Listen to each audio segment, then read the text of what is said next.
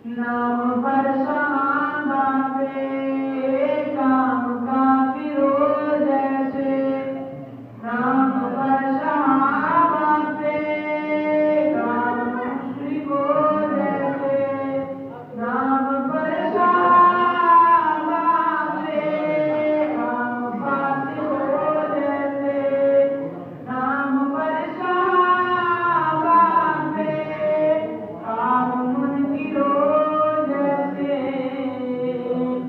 सभी मुँह चुराएंगे, सभी मुँह चुराएंगे जब ईमान आएंगे। अलाजल जो कहते हैं आ गए तो क्या होगा, अलाजल जो कहते हैं आ गए तो क्या होगा, क्या है अपनी तैयारी पेश करेंगे क्या, सिफत जा पर अपना जो यही है शर्माया, हम तो ना दुश्मनों सलाम और हम खबत मौला, हम यही सुनाएंगे, आएंगे जब ईमान आएंगे, आज हम सुनाएंगे जब ईमान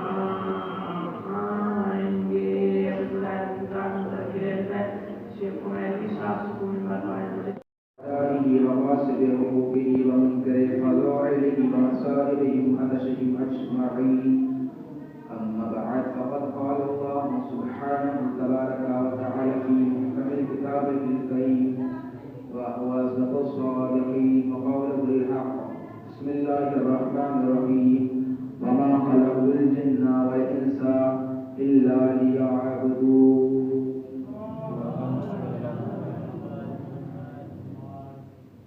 محترم سامعین کرام، میں پھر سے جمعہ کے سامنے کھڑا ہوا ہوں عقائد مجلس کرنے کے لیے، کیونکہ ہمارے برادر عظیم مولانا حیدر صاحب کے اللہ کے موقع مرتبہ کے اس باہر گئے ہوئے ہیں، لہٰذا ان کی غیر موجودگی میں میں یہاں پہ اپنے حاضر ہوں اور میں بتا بہرحال یہ سب میں قبولیت ہوتا ہے. میں نے اس سے پہلے بھی پچھلے جمعہ میں کہا تھا کہ یہ کافی کے بیوی زہرا سلام اللہ علیہ ہوتی ہے کہ جب طلب کی وجہ سے توفیق نہیں ہوتی کسی کو، اس وقت طلب کی وہ انسان کچھ کام نہیں کر سکتا، کیونکہ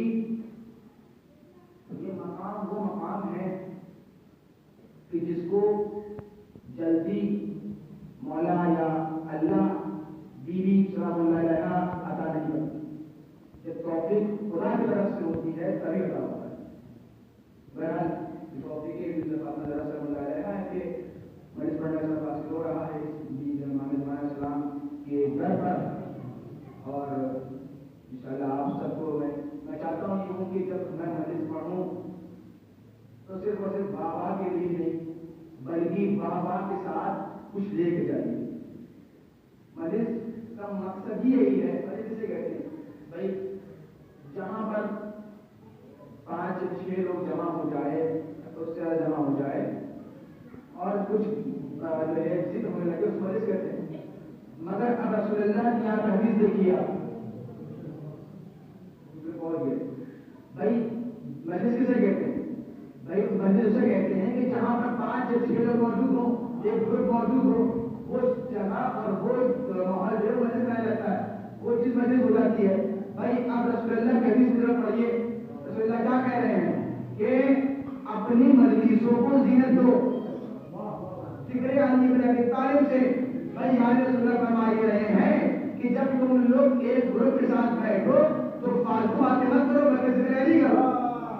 محمد والے محمد کروا دو. جب ایسے بیٹھا کرو، گروپ کے ساتھ بیٹھا کرو، ایک مجمع میں بیٹھا کرو تو یہ فالتو مت بیٹھنا اور فالتو بیٹھے فالتو باتیں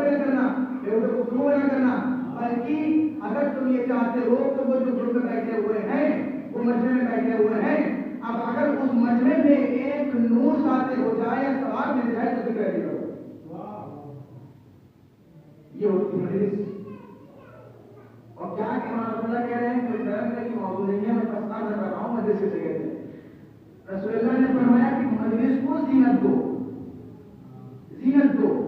یعنی پتہ یہ چلا کہ یعنی فالتو باتوں سے محمد نہیں سوئی مجلس سے. تو بہرحال میں نے اس آیت کریمہ کا سلام کو سمجھا دیا. اس سے قبل کے جملے کو میں نے اسی پر گفتگو کرے تھی، اس پر روشنی ڈالی تھی. وما خلقت الجن والانس الا ليعبدون. ہم نے خدا فرماتا ہے کہ ہم نے ہر جن اور انس کو اپنی عبادت کے لیے کر دیا. چونکہ ابھی 15 رجب کو ہمارا رات کی شہر عید الاضحیٰ السلام علیہ کی شاید روز گزرا ہے، اور میں چاہتا ہوں کہ ان کی بھی لحاظ سے ان کی بھی حوالے سے کچھ گفتگو ہو جانا چاہیے. اگر میں نے گفتگو کے حوالے سے نہ کری تو یہ میری خطا ہوگی. تو بہرحال کیا فرمایا؟ اللہ فرما رہا ہے کہ میں نے ہر جن اور انس کو اپنی عبادت کے لیے کر دیا. اب اگر اس کا مفہوم نکالیں گے تو اس کا مفہوم اگر سمپل سے ڈیفائن اس کو ڈیفینیشن کریں گے نکالیں گے تو یہ نکلے گا، اس کا مفہوم یہ نکلے گا کہ بھائی یعنی کہ ہم جو دنیا میں بھیجے گئے ہیں، دنیا میں بھیجے گئے ہیں وہ فالتو کاموں کے لیے نہیں بلکہ اللہ کی عبادت کے لیے.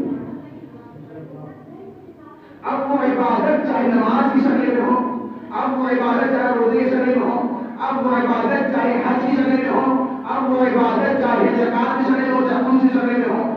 بھائی نماز پڑھنا بھی عبادت ہے. سے پہلے کہ نماز پڑھنا بھی عبادت ہے، نماز بھی عبادت نہیں ہے. روزہ بھی عبادت ہے، روزہ ہی عبادت نہیں ہے. حج بھی عبادت ہے، حج ہی عبادت نہیں ہے. بھائی عبادت میں کیا ہو سکتا ہے؟ عبادت ہر وہ کام ہے کہ جس سے خوشنودی پروردگار حاصل ہو، کہ جس سے آپ اس کام سے اللہ خوش ہو رہا ہے وہی کا عبادت بن جاتا ہے. اب ہمیں یہ دیکھنا چاہیے کہ کیا ہم جو یہ کام کر رہے ہیں اس میں اہل بیت اطہار، اس میں خدا بندے کریم خوش ہے خوش نہیں ہے؟ اگر اس کام سے خوش ہے تو وہ کام انجام دیے. اگر وہ کام آپ کے وہ کام اللہ کے نزدیک ایسے ناراضگی بن جائے تو خدا اس کام کو انجام نہ دیے. کیوں؟ کیونکہ جس کام کو آپ انجام دیں گے اگر اس کام سے خدا ناراض ہو گیا پھر دنیا میں کچھ نہیں رکھا ہے.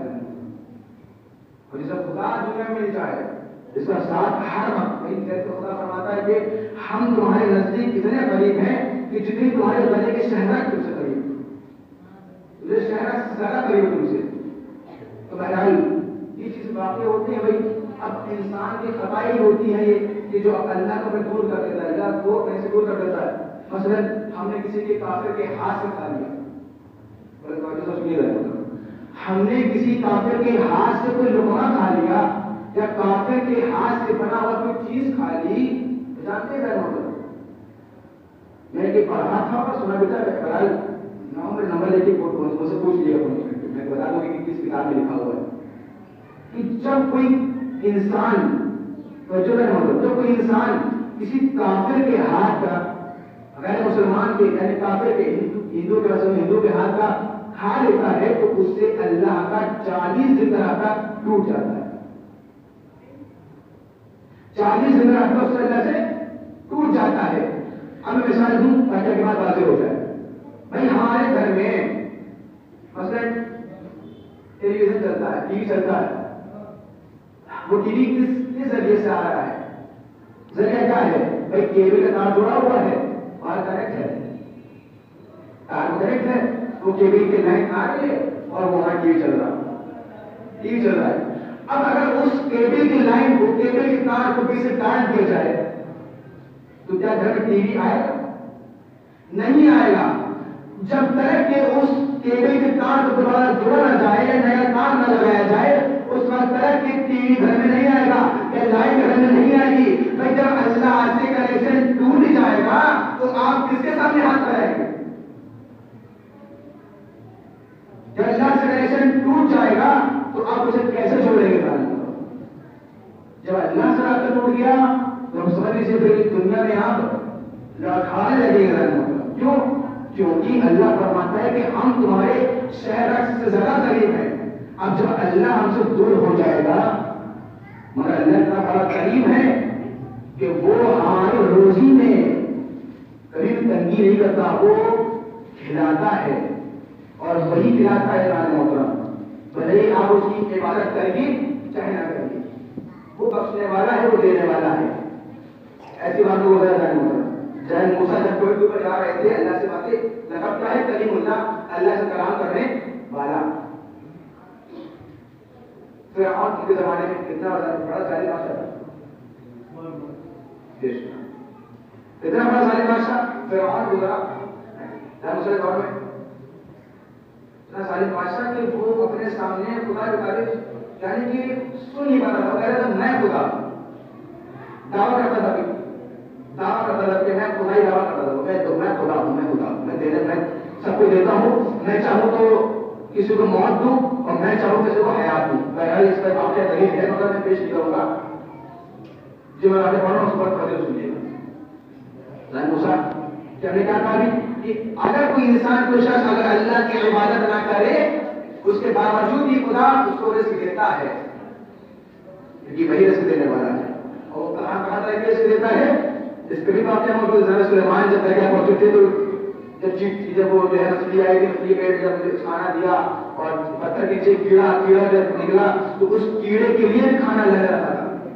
پتھر کے اندر جو موجود کیڑا ہوتا ہے، آپ سوچئے کہ کہاں تک اللہ سے پہنچاتا ہے. ہمیں اور آپ کو نہیں، یہ تو ظاہری ہے کہ اللہ سے پہنچا رہا ہے. وہ پانی کے تہ کے نیچے جا کر بھی، بلکہ ایک کیڑا تو تیر نہیں، بلکہ ایک پانی کے تہ میں ایک پتھر پڑا ہوا ہے، پتھر رکھا ہوا ہے، اس پتھر کے اندر ایک سیپ، اس سیپ کے اندر ایک کیڑا، اس کو پہنچا رہا. ہم تو آپ کی بات بہت دور کی بات ہے. موسیٰ پہنچ پہ جا رہے تھے، اللہ سے باتیں کرنے جا رہے تھے. درخت کے ذریعے جو ہے اللہ ایسی ڈائریکٹ بات نہیں کرتا ہے، وہ جو ہے اپنی آواز کی چیزیں پیدا کرتا ہے. جیسے جب شب ہجرت مولا کائنات کی لہجے بات کری، ایسے درخت کی آواز پیدا کر کر اللہ باتیں کرتا. موسیٰ جا رہے تھے تو ایک مرتبہ موسیٰ نے کلام کرنا شروع کرا، باتیں کری. اب 20 منٹ موسیٰ نے بات کری. کیا بات کری؟ پروردگار عالم تو جانتا ہے، تو سب کا جاننے والا، تو قادر ہے، تو عالم ہے، تو حی ہے، تو صمد ہے، سب جانتا ہے. مگر ایک سوال تھا، اللہ جاننے والا ہے، اللہ تو اس کو دکھانا تھا نا ہم لوگوں کو. تو کہا اچھا پوچھئے. کہا پوچھئے. کہا ذرا یہ بتا کہ بھائی ہم تیری عبادت کرتے ہیں، جو میرے ماننے والے ہیں وہ بھی تیری عبادت کرتے ہیں، تو اس کو بھی رزق دیتا ہے، تو اس کو بھی رزق دیتا ہے، اور تو فرعون کو رزق دیتا ہے. کیونکہ فرعون تو بھائی ظالم بادشاہ، اور اتنا ظالم بادشاہ کہ خدائی دعویٰ کرتا ہے. خدائی کا دعویٰ کرنا ہے شرک کرنا، اور شرک سب سے گناہ عظیم ہے، گناہ کبیرہ ہے، مگر تو اس کے باوجود اس کو رزق دیتا ہے. لیکن اللہ نے کیا جواب دیا؟ توجہ ہے مطلب تو فرعون کو رزق دیتا ہے. کہا موسیٰ نے صحیح کہا، مگر ذرا ایک بات سن لیجیے کہ فرعون ہے اور میں فرعون ہے. اگر فرعون نے میری عبودیت چھوڑ کر دی ہے تو میں اپنی معبودیت کہاں ترک کر دوں گا؟ تو محمد صلی اللہ علیہ وسلم. اگر فرعون نے ہماری عبادت ترک کر دی ہے تو میں تو معبود ہوں، کیا میں اس کی برابری کروں گا؟ جو میری معبودیت ہے میں اس کو برقرار رکھوں گا. اب چاہے کوئی میری عبادت کرے چاہے نہ کرے، مگر میں تو اسے رزق دیتا رہوں گا، میں تو اسے کھانا کھلاتا رہوں گا. آپ کو یہ نہ کہے کہ یہ جو تم کھانا کھا رہے ہو یہ میرے سے تم کھانا کھا رہے ہو. اگر میں تم کو نہ دیتا تو تم کھانا نہ کھا پاتے. آج کے دن کا آج رات تم کھانا نہ کھا پاتے، ناشتہ نہ کر پاتے. جو یہ کہہ رہا ہے ذرا وہ خود سوچے کہ خدا نے اس کو توفیق دی ہے کھانا کھلوانے کی. خدا نے خود اس کو توفیق دی ہے یہ عمل انجام کرنے کی. اگر خدا کی توفیق ہی نہ ہوتی تو کھانا کھا لے گا. حضرت محترم یہ عبادت ہے، اس واجبات عبادت ہے حضرت محترم. مرتبہ آنا چاہیے آپ کو. چھٹی امام فرماتے ہیں امام فرماتے ہیں کہ عبادت میں اب کسی کو نور چاہیے، چہرے پہ نور چاہیے تو وہ نماز شب پڑھے، نماز شب پڑھے. امام جس کی طرف نماز پڑھ رہا ہوں اور آپ بیٹھے سن رہے ہیں امام زمانہ کے اللہ تعالیٰ شریف، بھائی آپ دیکھیے کہ ان کے قریب تک کیسے ہونا ہے. کسی نے پوچھا بھائی امام کے قریب تک کیسے ہوئے، تو جواب ملا کہ بھائی واجبات کو نہ ترک کرے اور حرام سے پرہیز کرے، خود بخود امام سے قریب ہو جائے گا. کہ جب ہمارے اعمال نامہ ہم پاس پہنچتے ہیں تو امام خون کے آنسو ہوتے ہیں، خون کے آنسو کب نکلتے ہیں؟ خون کے آنسو اس وقت سے نکلتے ہیں کہ جب آپ کے ظاہری آنسو روتے روتے بہتے بہتے خشک ہو جائے، اس کے بعد خون کے آنسو نکلتے ہیں. تو وہ کام کریں کہ جس سے ہمارے امام راضی ہوں، وہ کام کریں کہ جس سے ہمارے خدا راضی ہو، اور دعا کرا کرے. نماز شب کی برکت وہ برکت ہے اور وہ مرتبہ ہے نماز شب کا کہ مولا کائنات نے مولا عباس کو نماز شب میں مانگ کر بتا دیا کہ دیکھو نماز شب کی کیا اہمیت ہے، کیا فضیلت ہے. اگر مانگنا ہوتا تو نماز ظہر مانگ لیتے، اگر مولا عباس کو مانگنا ہی ہوتا تو ہمارے مغرب میں عشاء مانگ لیتے، فجر مانگ لیتے. ہمارے شبیر کے مانگا وہ اس لیے کہ بتانا چاہ رہے تھے کہ نماز واجب نماز ہے مگر ہمارے شب مستحب ہے، مگر واجب سے زیادہ ثواب رکھتا ہے. ہمارے شب کی مرتبہ یہ ہے، میں بھی نہایت کرا کہ میں بیان کروں گا بیزا کے وجہ سے. کربلا کے میدان میں مولا حسین وقت آخر کے لیے جناب زینب سے ملاقات ملنے کے لیے آئے ہیں. کیا کہا جناب زینب مولا حسین جناب زینب سے کہ اے بہن زینب میں آپ سے سلام، اور دیکھو کہ بہن زینب مجھے نماز شب میں فراموش مت کرنا. نماز شب میں مجھے بولنا نہیں. یعنی بتانا چاہ رہے ہیں کہ نماز شب ایسی اس کی فضیلت، اس کی اتنی اہمیت اور فضیلت ہے کہ اس میں کسی کی دعا رد نہیں. فراموش مت کرنا یعنی کہ مجھے ہمیشہ دعا میں یاد رکھنا. جو ہم لوگ 40 بندوں کے اللہ کے بندوں کے نام لیتے ہیں نا زندہ مردہ نماز فطر میں پڑھے ہو کر، بڑی قبولیت ہے اللہ محترم. اللہم اغفر له فلانا فلانا، اللہم اغفر له فلانا فلانا. جو ہمارے شب ہوتا ہے اس سے کہا کریے کہ بھائی ہمارا بھی نام لینے کو اللہم اغفر له، ہمارا بھی نام شامل کر لیا کرو تاکہ ہماری نفرت ہو جائے. کیونکہ مولا حسین کو جملہ سنا آپ نے کیا کہا، بہن زینب مجھے نماز میں فراموش مت کرنا، نہ بھولنا. اس کا مطلب یہ ہے کہ ہمارے مولا حسین بتا رہے ہیں کہ ہمارے شب میں جو دعا مانگو گے قبول ہوگی. مجھے ہمیشہ دعا میں یاد رکھنا. ہمارے جناب زینب ہے، یہ جناب زینب. جناب زینب کا لقب جانتے شریفۃ الحسین ہے نا، سنا ہے اکثر آپ نے. میں نے بھی اس دن پڑھا تھا، جیسے شاہ بیٹی کی شہادت تھی میں نے پڑھا تھا. شریفۃ الحسین کربلا کے میدان میں. اچھا دین کس نے بچایا؟ مولا حسین علیہ السلام نے. حق ہے مولا حسین علیہ السلام نے دین کو بچایا. اگر مولا حسین علیہ السلام کربلا کے میدان میں نہ ہوتے تو یہ دین کا خاتمہ ہو چکا ہوتا. کیونکہ مولا حسین نے اپنا سر کٹا کے اس دین کو بلندی عطا کر دی. مولا حسین جو نظر سر بلند ہوا وہ صرف سر بلند نہیں ہوا بلکہ دین کا مقام بلند ہو گیا. سر کٹا دو میں لانا دین کے لیے. مولا حسین کربلا کے میدان میں نہ ہوتے تو یہ دین نہ بچتا. آپ دیکھیے شیر پہ لکھا دیتا ہے جب زینب کا مرتبہ شیر میں دیکھیے گئے محترمہ. اس مرتبہ دیکھیے جب زینب کی کیا شاعر نے بیان کر دیا اور حق بیان کرا ہے کہ اگر مولا حسین نے دین کو بچایا تو ہے، مگر جناب زینب نہ ہوتی تو یہ دین مکمل بھی نہ، یہاں آگے بڑھتا بھی نہ. اور مولا حسین کے بعد ہی تو جناب زینب کا قیام کرا ہے.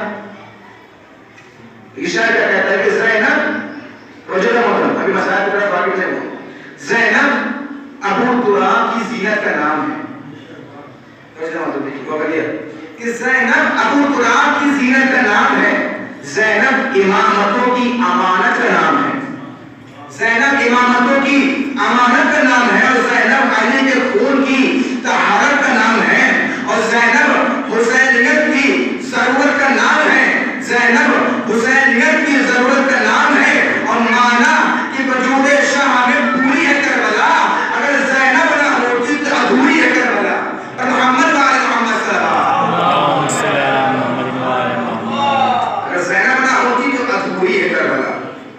کیوں کہا ہے؟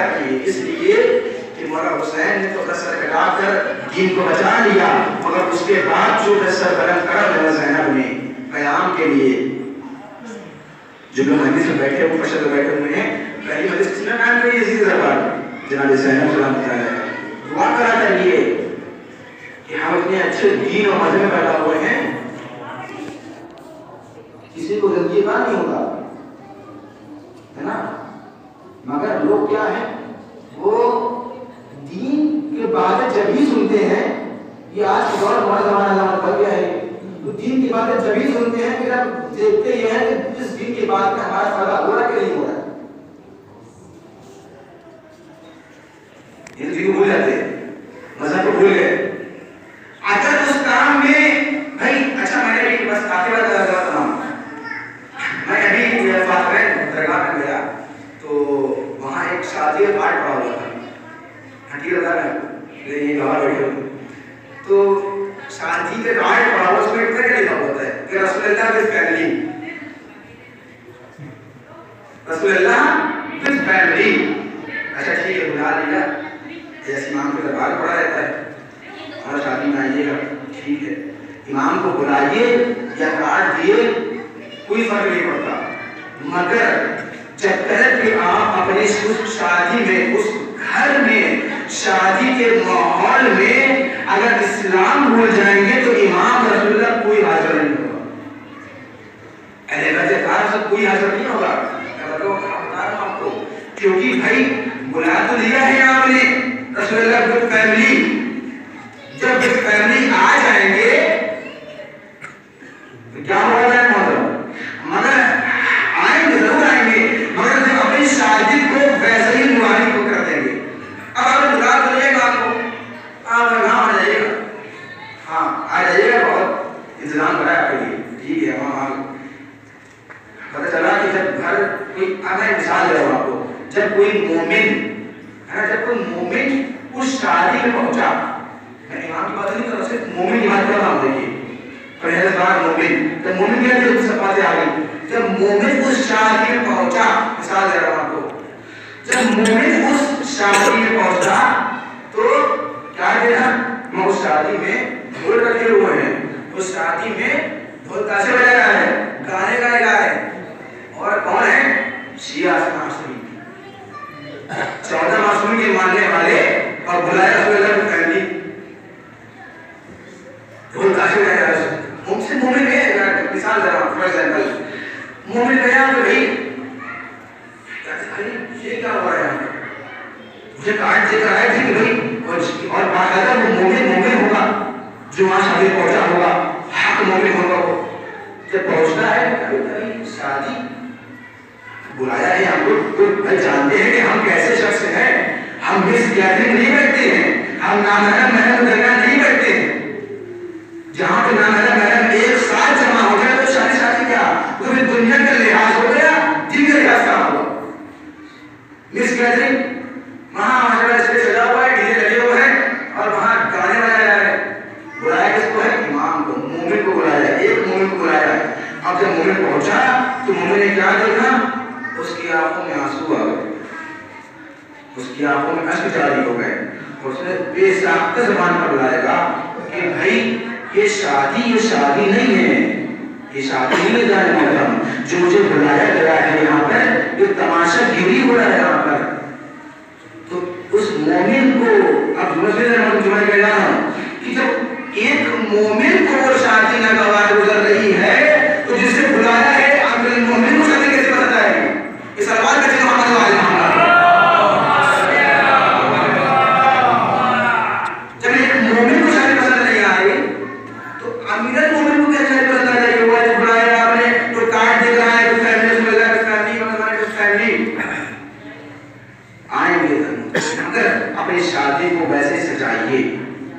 رواج سے رہنے سے یہ ہے کہ ویسے گھر میں محفل رکھیے، مرکبات اہل بیت پڑھیے، مرکبات ختم پڑھیے،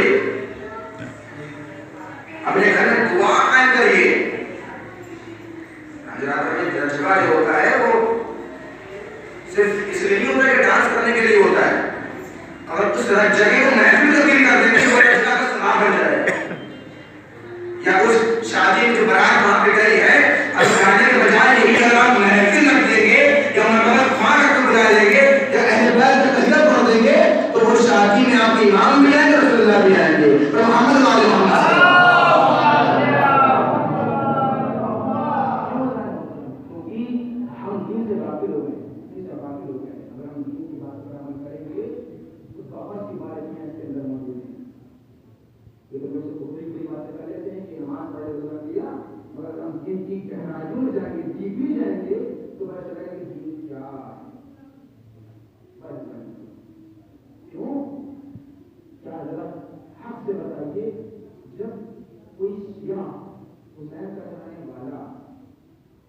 جب دین کو گڑبڑی کرتا ہوگا، جب دین کو مذاق بناتا ہوگا، اپنے لیے اپنے فائدے کے لیے یوز کرتا ہوا دین کو، تو پھر امام روزے نہیں ہوں گے۔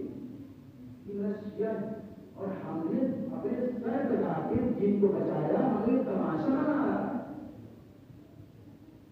آپ یقین سے بتائیے کہ تماشا دین نے کیسے بنایا تھا؟ کربلا کے میدان میں یزید نے بنایا تھا، بنایا تھا اس کی فوج بنایا تھا، بنایا تھا۔ اب جب اگر ہم منائیں گے یہ تماشا تو ہم کس میں کرایا جائیں گے؟ تو مولا حسین علیہ السلام، اگر مولا حسین علیہ السلام دین کو بچایا ہے، جناب زینب نے دین کو قائم رکھا، آگے تک کے لیے جناب زینب اگر نہ ہوتی تو یہ کربلا نہ بن پاتی، کربلا ادھوری رہ جاتی ہے۔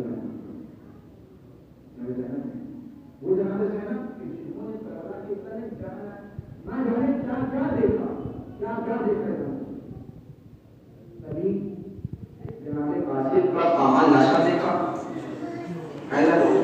جناب زینب نے کبھی 18 برس کے علی اکبر کے سینے میں زیزے کی علی چپتے ہوئے دیکھی، کبھی جناب زینب نے اپنے ننھے ننھے اور محمد کا لاشا حیدر میں آتے ہوئے دیکھا۔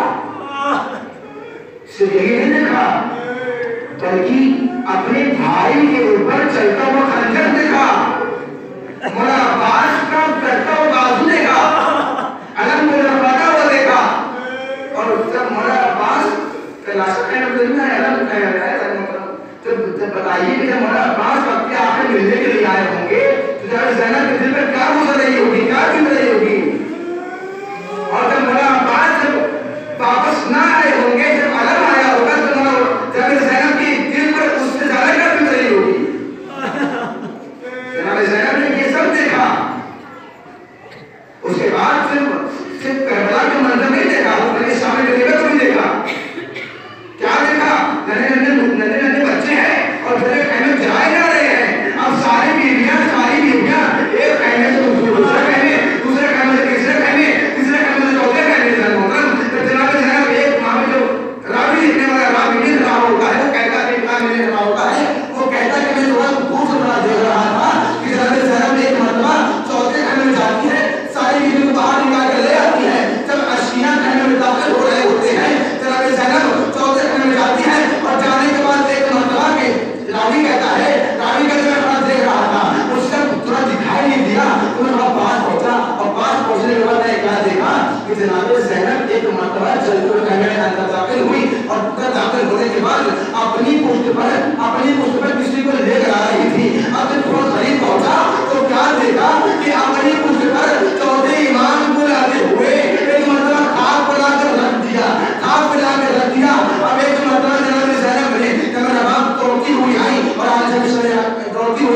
آنے کے بعد کہا ہے کہ زینب، اے بہن زینب ذرا یہ بتاؤ، زینب میری بچی سکینہ نہیں مل رہی، میری بیٹی سکینہ نظر نہیں آ رہی۔ جب زینب نے کہا کہ ذرا دیکھیے کہیں یہ پر موجود ہوگی، کیونکہ سارے بچے تو گھوڑوں کی ٹانگوں سے گزر کر مر گئے،